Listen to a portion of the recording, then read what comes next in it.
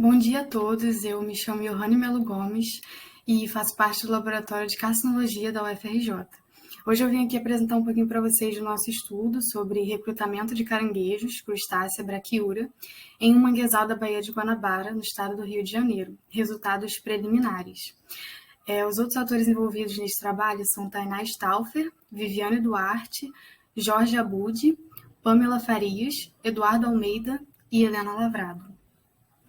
Os manguezais são ecossistemas de transição entre o ambiente marinho e o terrestre, e eles são um dos ecossistemas mais produtivos que se conhece, porque eles são capazes de estocar carbono, da atmosfera, e com isso eles contribuem para a redução desse carbono que está solto na atmosfera.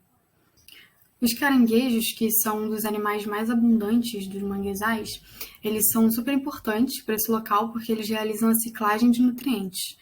Por exemplo, esses caranguejos, ao se alimentarem de folhas e de matéria orgânica presente no sedimento, eles acabam transformando essa biomassa vegetal em uma biomassa animal, e com isso eles contribuem para a continuidade dessa cadeia, e sendo que eles são a espécie-chave para a continuidade desse ciclo. Antes de falar sobre o processo de recrutamento de indivíduos juvenis, é preciso determinar como que ocorre o desenvolvimento dos caranguejos. A maioria dos braquiúros, eles possuem um desenvolvimento indireto, com fase larval planctônica, sendo necessário passar por vários estágios subsequentes até chegar à fase adulta. Ou seja, após completar o desenvolvimento embrionário, os ovos vão eclodir, dando origem a um dos primeiros estágios, que é o da larva zoé, como vocês podem ver no slide. Essas larvas, elas apresentam um hábito de vida completamente planctônico, e elas vão sofrer mudas consecutivas e mudanças de estágios até que ocorra a metamorfose para a megalopa. Em seguida, essa megalopa ela vai sofrer mais uma metamorfose em juvenil, que é a fase onde o animal é semelhante ao adulto, porém as gônadas ainda estão imaturas ou não existem. O abdômen desse juvenil agora está voltado sob a carapaça, e os periópodos, que são responsáveis pelo caminhar, agora estão completamente desenvolvidos. Já na fase adulta, as gônadas já estão maduras e esses indivíduos eles se encontram aptos à reprodução. O recrutamento é uma dessas etapas do ciclo de vida dos caranguejos, e ele se caracteriza pela adição de novos indivíduos juvenis às populações naturais. Em crustáceos braquiúros, por exemplo, diversos aspectos dessa fase são importantes para um melhor entendimento da sua distribuição, do seu crescimento e da sua história de vida. Por exemplo, quando a gente analisa a taxa de mortalidade junto com a taxa de recrutamento, a gente pode ver se uma determinada população ela está estável ou não. Ou seja, se a quantidade de indivíduos que entra é a mesma que sai.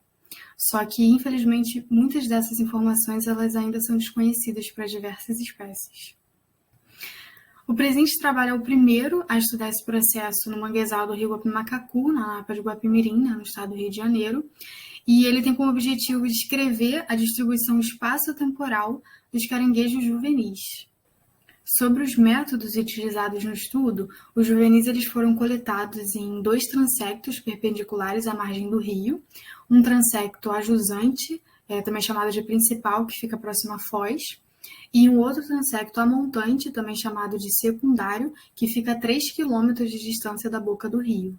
Os juvenis foram coletados manualmente nos sedimentos durante marés vazantes de Cisígia, porque nesse período o manguezal estava com uma menor quantidade de água e assim era mais fácil visualizar os indivíduos no solo. Dos 2 transectos, cada um teve 50 metros de comprimento e 2 metros de largura, sendo divididos em 5 zonas de 10 metros de comprimento a partir da linha d'água, como vocês podem ver aí nessa figura ao lado. O esforço amostral foi realizado por 2 coletores durante 15 minutos, coletando simultaneamente em cada zona do transecto, isso totalizando 75 minutos em cada transecto. Dada a natureza do método, os maiores indivíduos tiveram a largura da carapaça de cerca de 10 milímetros, e no laboratório os indivíduos foram identificados até o menor nível taxonômico possível. Aqui temos uma tabela de abundância de indivíduos por campanha, e em nossos resultados, após 6 excursões entre outubro de 2019 e março de 2020, 791 indivíduos foram coletados e identificados, sendo os táxons mais abundantes os que estão evidenciados no slide, né, o Neo-hélice aqui com um total de 498 indivíduos, seguido por Minuca rapax, com um total de 128, os cesarmídeos, que foram identificados apenas a nível de família, com 79, e leptocuruaenses, com 77. Já nesses gráficos, vemos no eixo Y o número de indivíduos e no eixo X as campanhas. O transecto principal, que fica mais ajusante, ele teve maior número de indivíduos para todos os táxons, com exceção dos cesarmídeos, não identificados, que foram mais abundantes no transecto secundário, que fica mais a montante do rio. Quanto à distribuição temporal desses táxons, apesar de termos tido um período curto de coleta, que foi apenas na primavera e no verão, principalmente, foi possível verificar um pico de Minuca rapax em outubro de 2019 e em novembro de 2019, e um pico também de leptocuruaenses em janeiro de 2020. Aqui já temos no eixo Y o número de indivíduos e no eixo X, ao invés de campanha, a gente tem as zonas do transecto. Em relação a essas zonas, né, que é a distância da margem do rio, o leptocuruensis foi o mais abundante nos primeiros 20 metros do transecto, nas zonas de 0 a 10 metros e de 10 a 20 metros, enquanto que outras espécies, como Minuca rapax e Minuca vocator, tiveram picos de ocorrência em zonas mais internas do transecto, de 10 a 20 metros e de 20 a 30 metros, por exemplo. Já o Neo-hélice granulata, que foi a espécie mais abundante desse estudo, apresentou uma distribuição uniforme entre essas zonas. É importante dizer que esses resultados são preliminares, porque por causa da pandemia de Covid-19, né, que infelizmente interrompeu os campos em março de 2020. Agora, sobre a discussão do nosso trabalho, a gente viu que estudos realizados por Silva em 2008, também na APA de Guapimirim, só que em outro rio, apontam um recrutamento sazonal ocorrendo de agosto a dezembro, com uma maior frequência durante a primavera da espécie Neo-hélice granulata. Isso condiz, sim, com a nossa pesquisa, porque os juvenis de Neo-hélice granulata possuem uma maior abundância também na primavera. A partir de agora, os juvenis serão medidos e sexados, né, para melhorar a análise da biologia populacional, e novas campanhas serão feitas assim que as condições sanitárias permitirem. Aqui na direita a gente tem uma foto de Neo-hélice granulata, de um juvenil, né, de Neo-hélice granulata, e temos de um juvenil de Minuca vocator na esquerda. Aqui temos o slide de bibliografia.